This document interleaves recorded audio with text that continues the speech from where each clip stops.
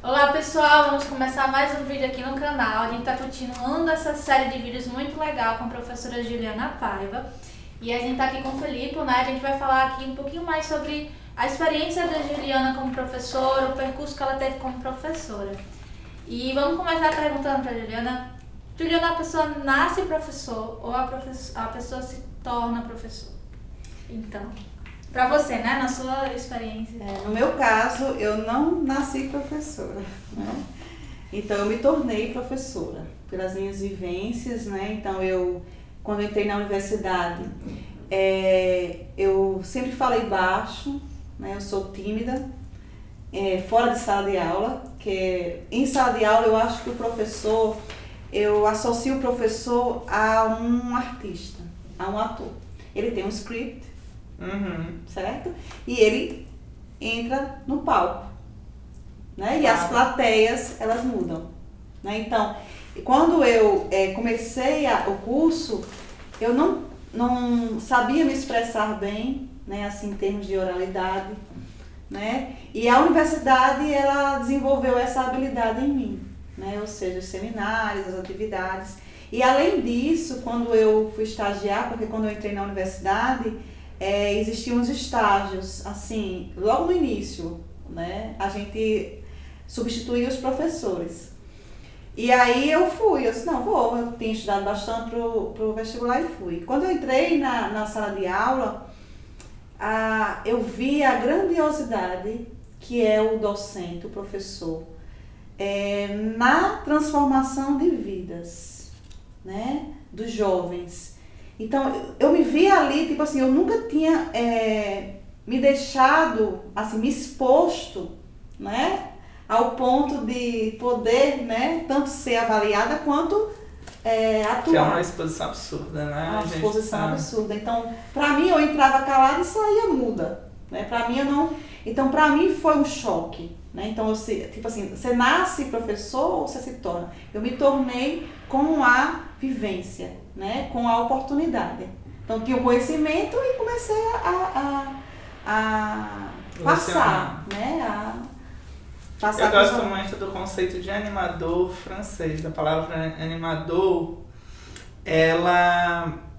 O animador, ele é aquele que faz a dinâmica, faz o evento acontecer. Então, obviamente, não existe uma tradução perfeita, que o animador pra gente é a pessoa que está ali animando a torcida. Mas, no conceito francês, é o cara que faz todo o movimento da orquestra, por exemplo. Sabe? Ele faz com que aquele grupo que está ali passivo tenha a atividade. Ele traz a dinâmica, traz a brincadeira, traz o jogo de escrita para que aquele povo interaja, aquele grupo interaja. E eu penso muito no papel do professor com isso, porque há no professor, como você falou bem, essa empatia social e essa necessidade de você transformar o espaço, de modificar aquelas pessoas que estão ali, que nem toda profissão tem, né? Exatamente. Eu também, no primeiro momento, nunca passou pra minha cabeça que eu ia seguir uma carreira docente, porque eu achava que eu não me dava bem em falar em público, eu era muito tímida, E depois que eu passei pelo IF ensino médio, melhorou um pouco. Mas mesmo assim, eu, professor, eu lá na frente dando uma aula, jamais. E aí depois de passar pela ecologia, que é bacharelado, a gente não vê, é que eu fiz um mestrado, fiz iniciação na docência e que eu vi, nossa, isso é legal, isso é fantástico. E com os próprios professores da universidade mesmo, eu vi como o professor tem a capacidade de mudar totalmente a visão que os alunos têm de algo. Então eu via muita gente ali apaixonada pelo que fazia e o quanto o brilho no olhar que você falou anteriormente encanta e faz com que você faça aquilo com amor. E quando você faz aquilo com amor, é lógico que não é só amor, não estou idealizando, mas quando você faz aquilo que você gosta, faz uma diferença. E você consegue transformar pessoas, transformar vidas, fazer com que pessoas de repente se inspirem a fazer a sua profissão ou também transformar outras vidas. Então, pra mim foi um percurso longo até. Eu peguei muito. Eu idealizo mesmo. Olha, porque assim, existe o dinheiro, que é bom, quem não gosta de dinheiro, mas você tem que estar muito bem no que você está fazendo. E eu gosto de curtir plenamente. Então, as minhas aulas são boas pra mim. Eu me divirto, porque se não for, o que eu tô fazendo ali? Pô, quando eu tenho uma aula ruim, quando eu tenho uma turma, ou eu tenho um garoto que não tá no clima e tá... Eu chego mal, não chego? Eu chego nas outras pessoas e falo, porra, aquela turma tá assim hoje. Mas isso é comum na gente. Claro, porque é tua vivência. É porque você idealiza, né? Na hora que a gente constrói uma aula, a gente não constrói para dar errado. Claro. A gente constrói para ser sucesso, né? Então a gente acredita naquela aula. A gente acredita na transformação daqueles conceitos. E são muitos projetos, né? Exato, e a gente gasta tempo. Muito. Né? Investe tempo. Boa. Né? Produzindo esses materiais, né? E pensando nos objetivos atingidos. Então, quando é sucesso, a gente, assim, vale... Como é aquele... Vale o dia. Vale o dia, né? Não, e quando você faz a aula e a pessoa fala, nossa... Você fez isso diferente, isso é mais legal, isso é mais diferente do que eu estou acostumada. Então, você vê que você está tentando fazer o diferente, você consegue alcançar, é muito gratificante. Você fazer a pessoa se interessar por aquele assunto, entender que aquele assunto é importante para ela, é maravilhoso. A gente tinha um cursinho preparatório para o IF. E daí era férias, a gente precisava fazer uma colônia de férias com os alunos. E a gente decidiu dar um curso de fotografia. E a Mari ficou insegura, né, Mari? Os primeiros momentos, até ir dar a aula. E eu assisti a aula dela. E os alunos assistiram a aula dela e começaram a participar. E ela começou a fazer dinâmica, começou a jogar com os alunos. E começou a mostrar os equipamentos, a noção de artefato. E eu não tinha visto ainda, assisti muitas primeiras aulas, porque... Tanto em formação quanto em curso de licenciatura, tu vai tendo diferentes contatos, ou microaulas mesmo, mas que passasse não pela estrutura de plano de aula, mas por todos os eventos. O brainstorming, o tocar no artefato, o fazer a dinâmica, o fazer o enlace, que eu acho que são atributos naturais de quem é uma pessoa que está disposta a ensinar. Não é que ela é professora. Porque professor exige formação, exige curso. Exige querer e muito estudo, mas tem pessoas respondendo que estão dispostas a ensinar. E eu acho que é isso que faz o professor. Inquieto, né? Inquieto, que fica criando, que fala de diferentes formas. Porque não existe coisa mais sacal do que um professor que só sabe ensinar de um jeito. Exato. Já pararam? É uma situação super, super complexa. Mas voltando, né? Beleza, você era tímida e você começou e entrou em sala de aula. Tu lembra da tua primeira experiência em sala? Eu lembro da minha primeira experiência em aula frustrante. Foi? Gerou uma frustração, que foi no ensino médio. Um seminário, na verdade uma exposição, né? Um seminário de português. Aí nesse momento eu achava que eu nunca iria ser professora, né? Mas quando eu entrei na universidade, aí começaram as atividades. E principalmente quando eu entrei na escola, porque uma coisa é o seminário na universidade. E outra coisa é a vivência, o dia a dia da escola, né? Então, foi esse mágico.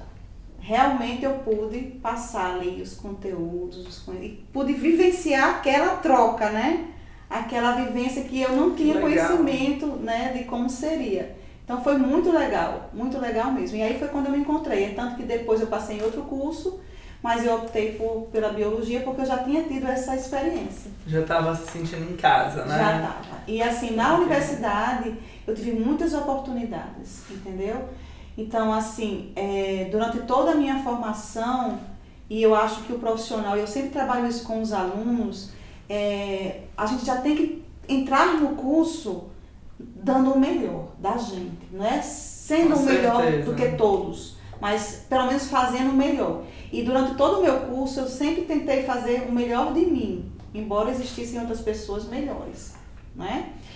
E aí foi aí que a cada disciplina eu fui, né, me tornando mais, né, profissão bióloga e professora. Porque aí eu fui pegando até professores ruins, não é? E conseguiu Me ver as ensinaram, qualidades. não é, a como não ser em sala de aula. Ou seja, eu pude aproveitar todos os momentos intensamente. Eu sempre trabalho isso com o meu aluno. Eu tenho essa sensação também. Legal de falar isso, assim, me Não é? sinto representado. E eu sempre falo isso com o meu aluno, assim, ó, aproveite, curta todas as disciplinas, se dedique, que o sucesso virá. Esteja preparado, eu sempre falo isso. O sucesso é o encontro da preparação com a oportunidade. Eu tive um professor muito querido, Eduardo, que ele disse assim para mim, ele já faleceu. E ele disse, olha, uma licenciatura não é boa se não tiver um professor horrível. Porque exato. tu precisa ter o choque. O horrível não é porque ele é um mau professor, é porque, talvez seja, né? Mas é porque ele te contrasta, ele contrasta as tuas certezas, ele faz com que você se coloque em xeque também.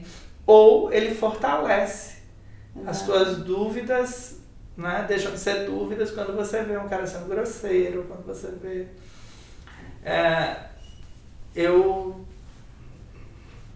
Eu penso assim que o professor ele tem uma motivação.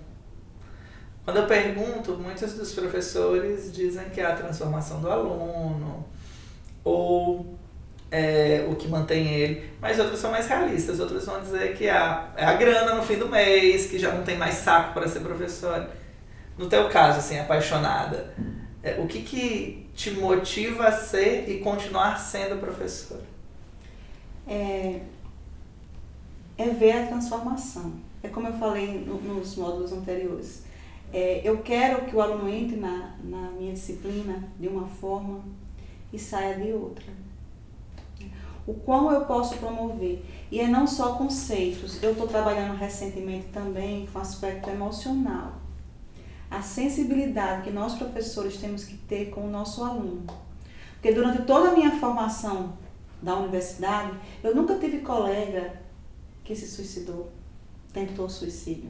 Na época que eu estou na universidade, 2 alunos da biologia se suicidaram. Ou seja, eu trabalho também no meu dia a dia, né, esse aspecto. Então isso me motiva, eu poder transformar, não só em termos cognitivos, mas também em termos emocionais. E eu trabalhar também o lado cooperativo entre eles, de solidariedade. Eu acho que está faltando um pouco nas universidades, na nossa sociedade, né? Essa gratidão, esse ajudar, essas questões. Então, tudo isso me motiva. Eu ver esse aluno que... Eu tenho um aluno que na primeira aula, que eu sempre pergunto quem gosta de química, né? E esse aluno disse, professor, eu odeio química. Chegou, eu levei um choque, né? Assim, eu odeio química, né? E aí depois ele foi um dos meninos que mais se dedicaram na disciplina, ou seja, quanto eu contribuí nessa formação, entendeu? Claro. Qual o meu papel como transformador, como realmente um espelho a ser seguido, né? Porque eu acho que o professor acaba aqui. Acho que teve muitos professores que a gente idealiza, né? Como, quando eu for docente eu quero ser assim. Então, eu particularmente, existe um pouco da vaidade do professor, que eu acho que todo professor é vaidoso. Muito vaidoso. Né? E competitivo. E competitivo, né? E aí, eu quero ser lembrada como uma professora que contribuiu, entendeu? Para a formação. Não um ponto negativo, né? Pode ser também que exista, né? Mas eu acredito que a minha grande motivação é essa transformação. E que parte também minha. Porque a gente diz que o aluno entra de uma forma e sai de outra, né? Mas a gente também. Muito. Né? E assim, são 30, 40 cabeças para mudar uma. Exatamente. Então, a gente sofre diferentes reflexões, diferentes situações. É muito incrível o papel que o professor pode ter na vida de alguém. E eu tive muitos professores que marcaram a minha vida. E eu acho que uma das coisas que pode me envolver e que me move como futura docente é ser essa pessoa. Não de ser perfeita, mas de tentar estar fazendo diferente, de tentar estar encantando eles para as coisas que a gente precisa ensinar, de não se limitar só ao conteúdo como você falou, mas eles são pessoas. Uma das coisas que falta hoje em dia, e que sempre faltou, que eu vejo, é a questão da empatia, que você já falou. É a humanização. Ali são pessoas, ali são alunos. Às vezes a pessoa está passando por uma dificuldade, mas não é porque ele tem problema cognitivo, é porque ele está com um problema em casa, às vezes só uma conversa pode mudar totalmente o modo como esse aluno vai estar dentro de sala de aula, e o professor tem que ter essa visão. E os professores têm assumido muito essa característica, né? Então o aluno, se eu abrir meu WhatsApp ali, o meu Facebook, não respondo todos, mas a quantidade de contato que eu tenho para falar disso, para falar daquilo, para dizer que ganhou isso, sabe? É grande. Vocês já devem ter lido a professorinha do Ziraldo, professora maluquinha. Não? É maravilhoso. Tem lá em casa, depois eu te dou. A professorinha, ela sai da escola porque ela ensina de uma maneira diferente. Mas a cena que mais me impacta é a professora vendo, ela fez o ensino, não deu certo, o pessoal não gostou, ela vai e faz de diferente, daí ela faz diferente. Que eu acho que é isso, o professor ele erra o tempo inteiro. Não existe um dia de trabalho, principalmente na escala de professor de educação básica que trabalha ali 40 horas, 60 horas, né, se ele tiver 2 vínculos, que ele não vai trabalhar, ele não vai errar, ele vai errar várias vezes. Só que daí ele chega no outro dia, ele faz diferente. E daí ele faz diferente. E para cada turma, tu tem que ter um acerto. Então tu erra numa, tu acerta na outra. Opa, então aqui tá dando certo, aqui eu vou fazer outra coisa. É um experimento científico gigante e constante. Diário. Você trabalha em que linhas, assim, hoje? Porque... Hoje eu trabalho tanto na área específica da área, eu trabalho com biomoléculas, no caso, um grupo de carboidratos complexos, né, que são bioativos, que apresentam atividade anticoagulante, antioxidante, que são os glicosaminoglicanos. Repete o nome aí, vamos lá? Os glicosaminoglicanos. Mas então, você só fala, você está falando rápido, fala devagar. Glicosaminoglicanos, né? Então o exemplo deles é a heparina, que é um anticoagulante muito utilizado em grandes cirurgias. Né? Aí também tem ácido hialurônico, que é utilizado, né, nos preenchimentos. Então eu trabalho com essas moléculas no aspecto da pesquisa da área, né, técnica. E também desenvolvo atividades na área de ensino de ciências. Né? Sim, mais focado em ensinar. E aí eu coordeno o PIBID, né, o PIBID de Biologia, que foi para mim uma grande formação, né, continuada, porque tanto os alunos estão em formação quanto a gente que está gerenciando, a gente forma, ganha muito conhecimento, né, ou seja, os alunos também colaboram nessa formação. O PIBID é uma experiência fantástica. Eu fiz PIBID, você tá vendo? Eu fiz PIBID. Mágica. É fantástico porque é um outro modo de você estudar. E fantástico porque você está aplicando. Então, assim, tanto a gente tem aulas teóricas, né, com as coordenadoras, com palestrantes, e ao mesmo tempo que a gente tem essas aulas, a gente tem a oportunidade de aplicar. E isso é muito fantástico, porque a gente passa muito tempo sobre teoria, né? E quanto mais experiência dentro de sala de aula, mais você vai ter uma formação mais completa. Mais você vai se conhecendo como professor, mais você vai conhecer os desafios de sala de aula, que por mais que a gente leia em livros, você só vai saber quando realmente você passar. Tipo, você prepara uma aula maravilhosa e chega lá e não tem energia. E agora? Ou então você prepara uma aula maravilhosa e os alunos não têm o feedback que você esperava. E aí você tem que lidar com isso. E ser professor é adaptação, né? O BIBID é um desses projetos incríveis que permite isso. Eu gosto do BIBID quando a gente pensa que são 12, 24, 36 pessoas pensando em grupos para modificar uma escola. Então a gente tem diferentes escolas no estado que recebem o projeto, mas em cada escola você tem uma intervenção diferente, uma proposta diferente. E não é substituir o professor, que era um problema dos estádios antigos e que ainda persiste em alguns lugares. Sim. Sim. Mas é o ato de você acrescentar. E de você trazer o professor com uma bolsa, ganhando, mesmo que não muito, para estar ele fazendo essa construção também. O lance é que tem que ter essa construção, né? E o legal do PIBID pro coordenador, pro supervisor, eu falo além do coordenador, lógico, é que pra mim eu vejo como modo de reciclagem. Porque ali, quando ele tá no PIBID, ele tá em contato com o que há de novo de ensino, sabe? Eu acho que é um canal fantástico para a escola, para os alunos de informação, da graduação e para os coordenadores. Porque é um grande projeto de formação, né? Tanto inicial para os licenciados, quanto continuada para os supervisores e nós da universidade que coordenamos, né? Sim, ele tem essa primazia coletiva. Eu nem penso tanto nos coordenadores, claro que acontece, mas no supervisor, abandonado pelo Estado, que daí encontra na universidade uma proposta, e ele está ganhando pela formação dele, claro, trabalha mais, mas por qual formação que não? Mas ele tem essa disposição de estar. E é uma pessoa bacana também, porque mesmo ganhando não é tanto, mas ele vai trazer uma contribuição para a comunidade dele, para a sala de aula dele. Isso é muito legal. Se pensando assim na tua formação, em todas as experiências, o que faltou na formação que você gostaria que tivesse sido dito lá?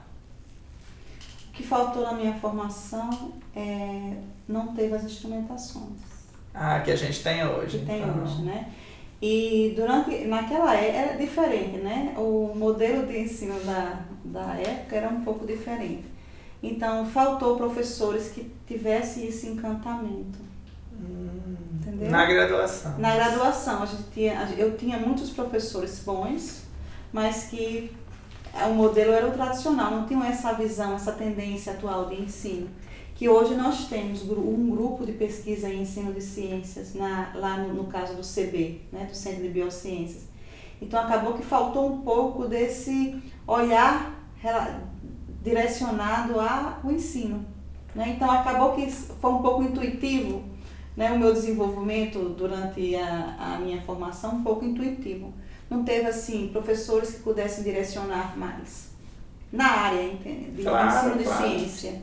Na área de ensino de ciência. Faltou falar de ensino, eu também sinto essa falta em determinados eventos assim na minha graduação, que você já não tem, né? Que você consegue contextualizar absolutamente tudo.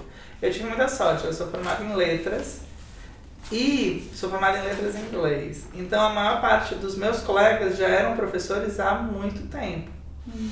E todos os professores tinham muito gabarito, sem exceção, assim. Todos eles eram pessoas que tinham passado por diferentes formações e que encontraram aqui na universidade uma proposta de ensinar. Era um grupo novo, tinham renovado todo o quadro. E então a primeira professora que eu peguei era hipertecnológica, a outra trabalhava com dicção, a outra era de literatura, e eles faziam experiência. Como eles estavam renovando o departamento, as turmas daqueles 2 anos tinham se tornado ratos de laboratório mesmo, cobaias. Né? As cobaias. E foi muito, muito gratificante, assim. Tanto que eu fiquei na formação, não fui para outros cursos porque eu gostei bastante. Mas eu sinto uma falta, assim, que é a resiliência. Eu acho que a universidade, ela não ensina o aluno a persistir. Então, quando eu recebo um estagiário, ou quando eu vou, falar com pessoas, porque a gente recebe muito e-mail, o que eu vejo é assim, na primeira dificuldade a profissão já não é para mim, já não dá mais certo. E acho que a universidade podia ter esse enfoque assim, de dizer, calma, você vai ter problema, como é que você resolve esse problema? Apareceu esse outro problema, o que a gente faz? Sabe, uma sequência de diagnósticos, talvez, e de pequenos remédios que fazem com que esse aluno perdure. Porque me assusta o número de desistências que a gente tem de docentes, que preferem ganhar um salário e meio, 2, e não estar em sala de aula. que aconteceu com esse cara? Que se formou, que tem um diploma, que tem uma condição, que muitas vezes se formou pela universidade pública, ou seja, ele teria que retornar para a comunidade e desiste no caminho. Bem interessante essa pergunta, porque a gente tem realmente pensado muito sobre isso, né? E eu sou jovem, mas eu fui de uma geração resiliente, né? Eu fui de uma geração que tinha vestibular.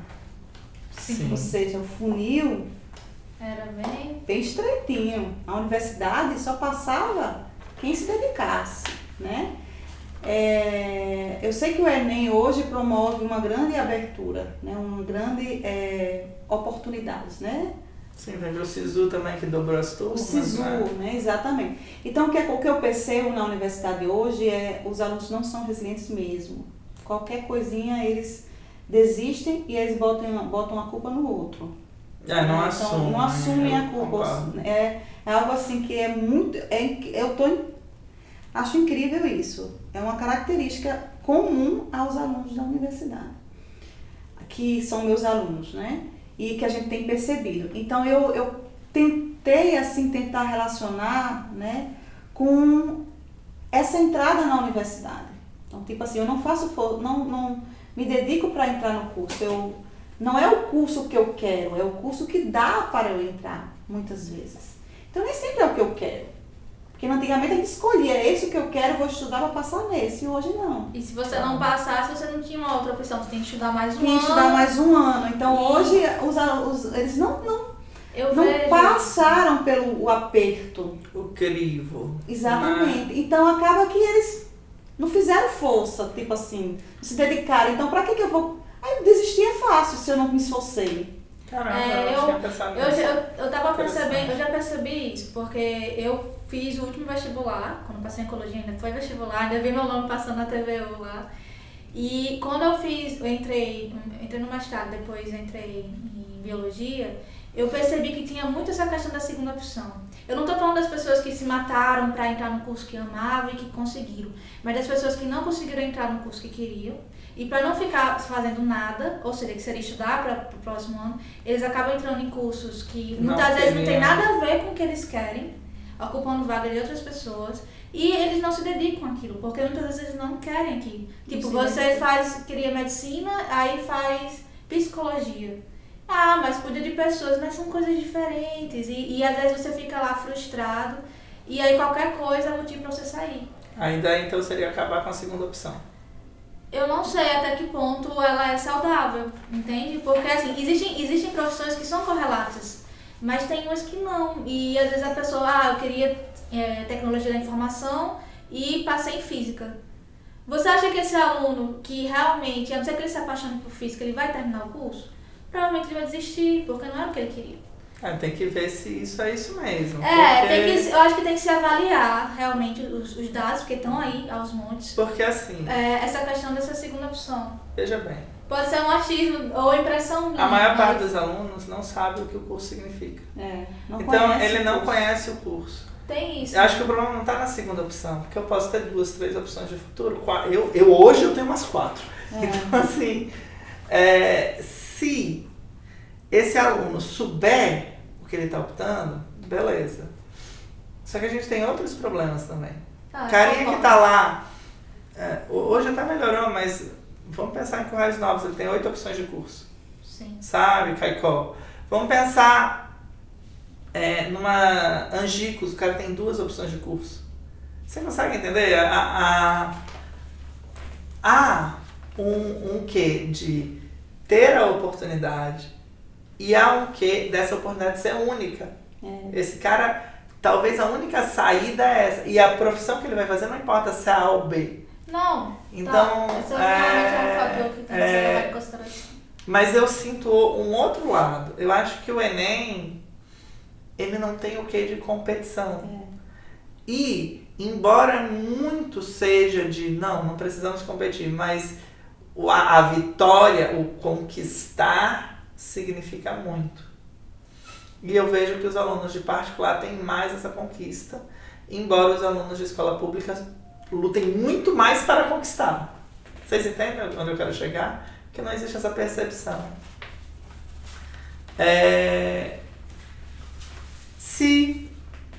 a gente fosse encerrar, a gente precisa saber, então, para onde é que você vai. Porque, olha só, você falou do que foi ser professora, o que é ser, o que você faz, mas você tem que dizer onde é que você quer chegar. Eu quero atingir as escolas. É uma grande ainda fragilidade da universidade, da nossa universidade, romper os muros da universidade. É a extensão. A extensão. Então, nós já com o PIBID, nós chegamos nas escolas, mas eu acho que a universidade pode fazer mais, né? Então, eu acho que esse conhecimento, esses alunos estão sendo formados, né? E eles precisam atuar mais na educação básica do nosso estado, né? A gente, na educação pública, tem críticas ao PIBID e aos programas da universidade, que são anárquicos, né? Então, tem muitas iniciativas bacanas, mas existe uma falta de transparência em como eles acontecem para poder haver um trabalho conjunto. A universidade foi lá e fez. A universidade foi lá e fez. Não, calma, mas tem uma secretaria estadual, tem uma secretaria municipal. Dá para fazer uma comunicação. Obviamente, se falha do outro lado. E muito.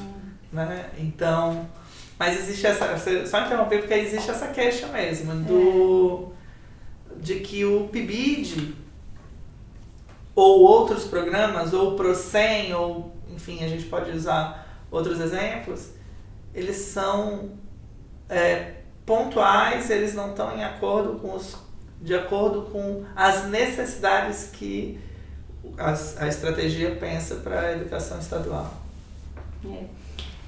O que você falou realmente acontece, né? Então não há diálogo, pouco diálogo, que eu acho que deveria haver mais diálogo entre a secretaria partes. E a universidade, não é? E falta também incentivo, porque atualmente nós estamos tendo agora incentivos à extensão, mas antes não tinha, né? Então os professores eram muito pesquisa, ensino e sair dos muros, transpor, né? Então daí a falta de diálogo, porque não é comum, não é uma coisa assim que já está bem consolidada, né? Então talvez possa existir aí essas lacunas, né? Então esse novo edital do PIBID já houve aí a participação da secretaria, né? Mediano, inclusive... Sim, do ano passado. 2018, o edital 2018, sim. Que Mariana é nossa aluna. Mariane. E esse ano teve um encontro, né, entre escolas e universidades que envolveu o grupo de estágio da UEB, envolveu o PIBID, envolveu os professores das escolas. Conedu? Não, foi um encontro de união de experiências. Vivências. Eu acho que está começando, mas como você falou e a gente sabe, tem um grande caminho. Até porque quando a gente pensa em pesquisador em universidade, o que é valorizado é artigo. E quando você vai para a extensão, muitos professores acham que aquilo não é ciência, aquilo não é valorizado, não é legal. E quais seriam os caminhos para atingir as escolas? Que você pensa que atinge as escolas? Existe uma semente aí, um pensamento? Existe. Na verdade, a gente precisa de mão de obra também. A gente precisa de alunos, sim, que possam, porque eu não posso, né? Assumir. Eu até tenho um projeto de extensão que trabalha a questão da nutrição, conhecer os nutrientes, como eu sou da bioquímica, então o aluno compreender os conhecimentos científicos relacionados à nutrição e esse conhecimento gerar uma aprendizagem que ele aplique. E aí a partir disso muda os hábitos alimentares dele e consequentemente rendimento escolar. Claro, né? E faz muita diferença. Eu já vi sobre isso. Exatamente. Então o projeto que a gente está desenvolvendo na extensão, começamos agora esse ano, já existem vários da universidade, então existe um estímulo. Então, eu realmente quero isso, né? Não precisa de realmente alunos, né? Dispostos a participar, porque são eles que são nossos braços. Então, infelizmente, a gente orienta, mas não tem como. Eu tenho 6 alunos de extensão, que a gente está desenvolvendo atividade na escola, mas acaba que ainda é pouco para a gente conseguir atingir. Além dos meninos do PIBID, né? Então, assim, é um grande trabalho de nós professores para orientar esse grande grupo, né? Essa grande máquina para gerar conhecimento, gerar atitude, mudanças de postura. Então, assim, eu acho que pensar claro, na pesquisa, né? Que a universidade ela precisa ser mantida a pesquisa, mas também pensar em transpor esses muros para que esse conhecimento, né, a popularização da ciência, né, que inclusive está bem divulgada, né, realmente é transpor os muros e passar o conhecimento. Então é isso. Falamos com Juliana. Foi legal o papo, não foi? Vocês gostaram? Comentem, se inscrevam. Até a próxima. Tchau, tchau.